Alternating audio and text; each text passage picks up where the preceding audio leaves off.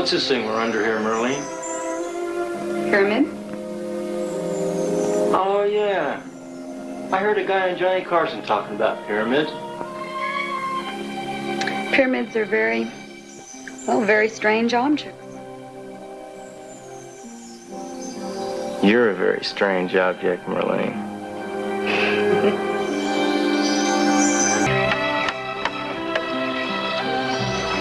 Howdy, which one of you guys is Kim Russell? Kim's right up here. Hi, Mr. Love. That's right. Here's my card. And this here's my director of photography, Bubba Levenberg. Hi, Bubba. Hi. Is this a cosmic deal or what?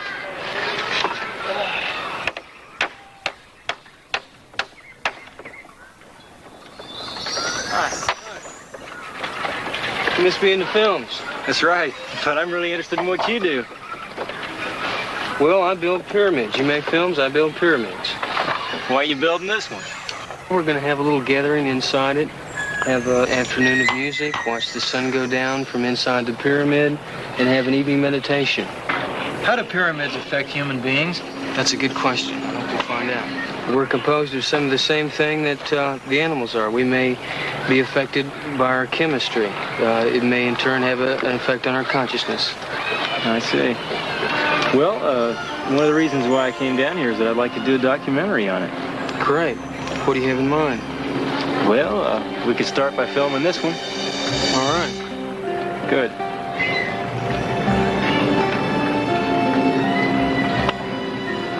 The real thing we must study is consciousness, because we don't know what consciousness is. We don't know what it is that we human beings really are. That's the enigmatic question at the moment. Some of our better scientists seem to think that consciousness is the basic mind stuff, maybe the basic stuff of the universe, behind all matter. I don't really know if that's true, but it's a good assumption to start with. The real question with the dilemma of mankind at the moment is, do we have time to evolve these things and to understand them and to utilize that information? We have to start now, and we have to start with each individual working on himself to become a better human being.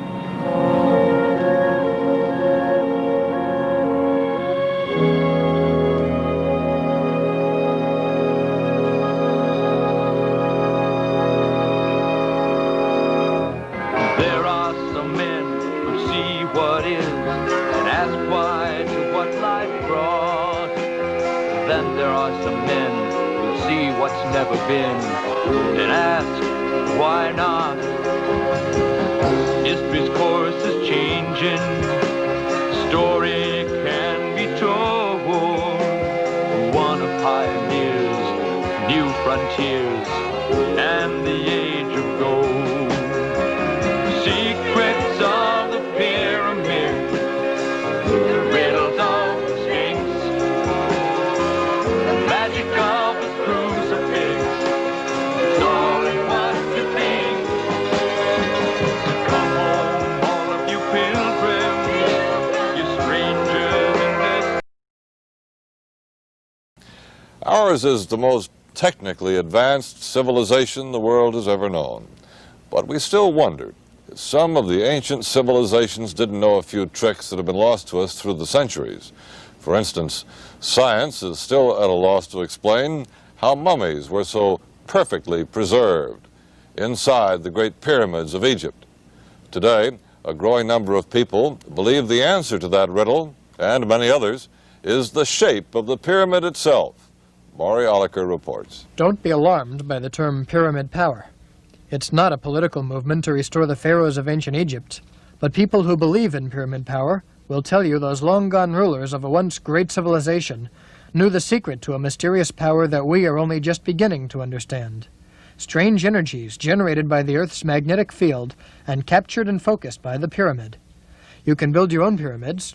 Any well-stocked bookstore probably has one or more volumes that will tell you how to create the exact dimensions and angles for a scale model of the Great Pyramid of Giza, and how to position it in line with the Earth's magnetic field so that it will work. And then, you can puzzle it out along with some of our own amateur scientists here at WTVJ. One of our staff members has tried keeping raw meat, bananas, and other foods under a pyramid. They dry out but don't seem to rot at all. He and another staffer drink water left standing on a commercially made pyramid generator, a collection of small pyramids built into a magnet so that it needs no positioning to the earth. They say it helps their ulcers. And if you really want to put yourself into your experiments, you can make or buy a pyramid to sit over your bed. Our crew member who does this says he wakes up in the morning feeling great. And here's an idea that seems doomed to failure, but I won't laugh if he wins the Irish sweepstakes.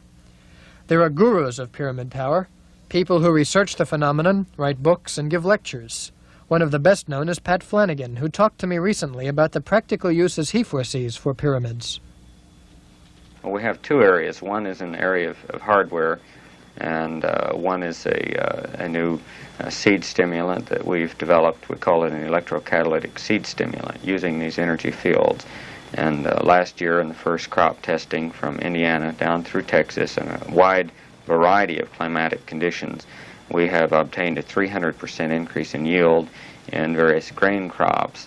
This may promise a temporary solving of, I believe, the world food shortage. Beyond that, I believe that we can expand man's lifespan tremendously by learning how to apply these fields to the human body. For instance, we're finding correlation from other scientists around the world. Dr. Harold Saxon Burr, who was a professor of Yale University, wrote a book called Blueprint for Immortality on energy fields surrounding a human body. We're finding that the energy fields he is describing is the same kind of energy field we find in the pyramid. And what we're speaking of is that if we can charge these fields and adjust them, that we can increase our basic lifespan, we can change our lifestyle to improve our general energy state of our own bodies. We have, in simple terms, we have a microcosm of energy within ourselves, which is a reflection of the macrocosm occurring in the outer world. We have an internal energy crisis as well as an external energy crisis, and this needs solving. Here at Montage, we're interested in science too, so we're trying our own experiment. We purchased a small pyramid generator from the local distributor of pyramid products, and we're going to see if it helps make plants grow any better, as claimed. Our test subjects are 10 Eumoipus plants I picked up at a nursery. On Wednesday, I transplanted them into 2 window box planters, 2 groups of 5 each. The 2 planters are sitting side by side in my living room under a window that gives them direct sun every morning. The plants vary in size somewhat, but the 2 groups average about the same. What we're going to do is water one group with regular tap water and the other group with water that sits on top of our pyramid generator. Both groups will get the same amount of water, and we'll measure them every week to see how they do. Will the pyramid generator do something to the water and make the plants grow better? We'll know in a few weeks. And when we find out, you'll be the first to know. Keep watching Montage for our dramatic announcement, coming sometime this fall. We'll be looking forward to that. By the way, Ralph Rennick Jr. has been using a pyramid to try to keep his razor blades sharp, but as far as I can tell, he'd better change his name to Nick. Montage will be right back.